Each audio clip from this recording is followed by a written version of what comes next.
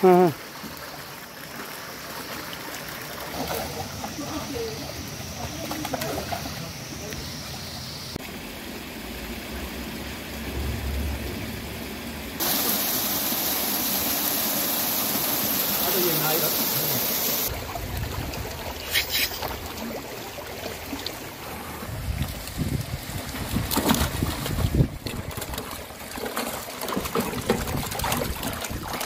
Software engineer, लेकिन 2 साल से मैं ये फ़िश फार्म चला रही हूँ, जिसका हमने गवर्नमेंट ने सब्सिडी दी थी। 2 साल तक फिशरीज डिपार्टमेंट हमारी हेल्प कर रही थी इसमें।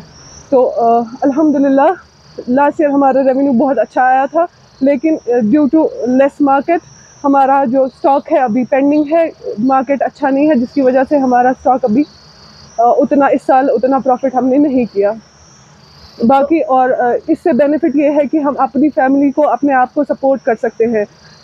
Instead of looking for job outside और होम, हम अपने घर में ही इस चीज़ को बना सकते हैं और अपने ही घर में ही इस चीज़ से फ़ायदा उठा सकते हैं। अगर आपके पास रिसोर्सेज है, अगर आपके गवर्नमेंट से फिशरीज डिपार्टमेंट के साथ कंसल्ट करके उनसे हेल्प लेके और आपके पास ज़राए हैं, आपके पास ज़मीन है, तो आप इसका भरपूर फ़ायदा उठा सकते हैं। ऐसा कुछ भी नहीं लगता है मुझे, हालांकि बहुत बार मैं खुद कस्टमर्स के साथ डील करती हूँ और खुद सेल करती हूँ। ऐसा कोई चीज़ नहीं है। मैं खुद इस काम में बहुत खुश हूँ अल्हम्दुलिल्लाह। ये बहुत अच्छा काम है। जी, मेरे फादर जो है, हम पेशे से हम ज़मींदार लोग हैं, तो हम खेती बाड़ी भी करते हैं, जिसमें उतना अब वैल्यू नहीं रहा है। तो अब हम इसी चीज़ से अपनी फैमिली को सपोर्ट कर रहे हैं, इसी बिज़नेस से, फिशरीज़ के से। और इसका नाम है ट्राउट फिश फार्म यनहामलार गांदरबल। हमें क्यों ज़रूरत है कि हम बाज़ार में घूमें, इधर उधर जाए? अगर हमारे पास रिसोर्स है, हम उसको यूटिलाइज़ करें। हमारे पास वेल एजुकेटेड लोग हैं, वो इस चीज़ से ज़रूरी नहीं है कि वो बाहर जाके लोगों से जॉब की ऑफ़र मांगे, हमें नौकरी दो, हमें ये करना है, हमें वो करना है। घर जाके सोच लो, you can make way out of it, you can make everything out of it, and it's the best thing. मेरा नाम इरफान अहमद है और मैं क्रोमा में रहता हूँ। मैं यहाँ मरगुंड कंगन में आया हूँ फ़िश फार्म पे। हफ्ते में 1-2 बार मैं यहाँ पे आता हूँ और यहाँ से मछलियाँ ख़रीद के घर लेके जाता हूँ। हमारे सराउंडिंग एरिया में तो फ़िश पॉन्ड तो है नहीं, तो वहाँ से आना पड़ता है यहाँ पे बेस्ट क्वालिटी के लिए, तो इसीलिए यहाँ पे आना पड़ता है इतनी दूर। ये हमारी खुशनसीबी होगी अगर वहाँ पे फ़िश फार्म देंगे किसी को। एक तो अनएम्प्लॉयमेंट उससे ख़त्म हो जाएगी, वहाँ जिस बंदे को ये दिया जाएगा, और अपने साथ वो 2-3 बंदों को और लगा सकता है, उनको भी रोज़गार मिल सकता है। जी, गोश्त में इन दिनों आप सुन रहे होंगे मार्केट में, तो वो उससे तो बीमारियाँ ही होती है। तो फ़िश सेहत के लिए बहुत मुफीद होती है, इससे विटामिन प्रोटीन हमें मिलता है जो हमारी बॉडी के लिए बहुत ज़रूरी होता है। जी, इन मछलियों का आजकल जो मार्केट है वो तो बहुत ऊंचा है, दिन ब दिन वो बढ़ता ही जा रहा है इसका सेक्टर।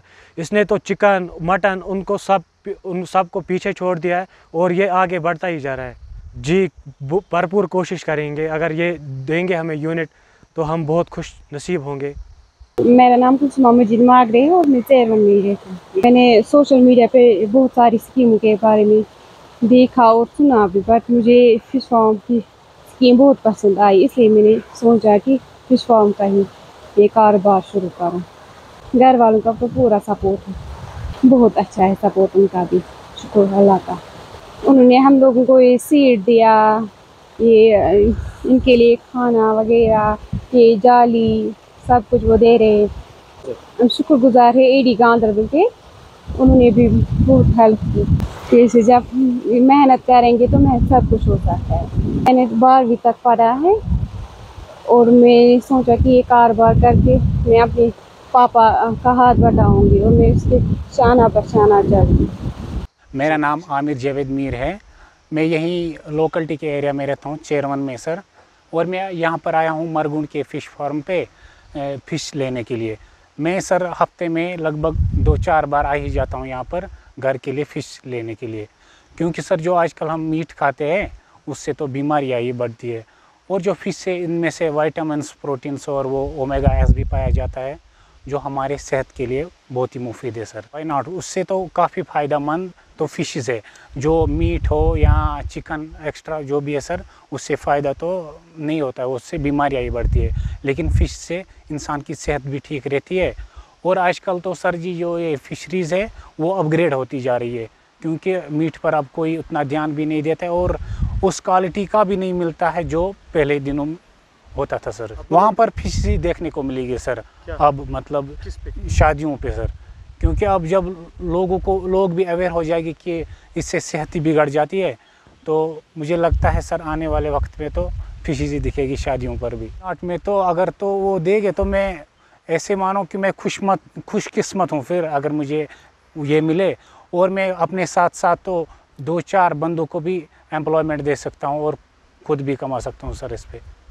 जी देखिए, ये जो फीमेल एंटरप्रेन्योर्स आजकल फ़िश फार्मिंग में ज़्यादा इंटरेस्ट दिखा रहे हैं, ये एक्चुअली गवर्नमेंट की स्कीम है जिसमें हम वुमेन कैंडिडेट्स को ल्योर कर रहे हैं, उनको मोटिवेट कर रहे हैं ताकि वो फ़िश कल्चर अडॉप्ट करें। इसके लिए एक स्कीम जो हमारी है प्रधानमंत्री मत्स्य संपदा योजना, और रिसेंटली एक स्कीम लॉन्च हुई है होलिस्टिक एग्रीकल्चर डेवलपमेंट प्लान। इसके तहत जो भी वुमेन बेनिफिशरी है उनको 60% का सब्सिडी मिलती है as per total project cost. In addition जो PMMSY है उसमें भी जो वुमेन कैंडिडेट हैं उनको 60% मिल रहा है।